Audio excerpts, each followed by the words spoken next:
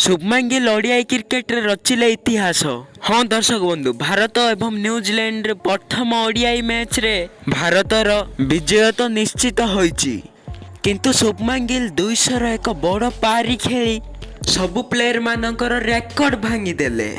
से तांको ससुर मास्टर ब्लास्टर सचिन तेंदुलकर को मध्य रेकर्ड भांगी देले एवं से कहले मु भारत पाई एमिति आउरी भी खेलिबी आगकू बोली एमिति शुभमन गिल कहले।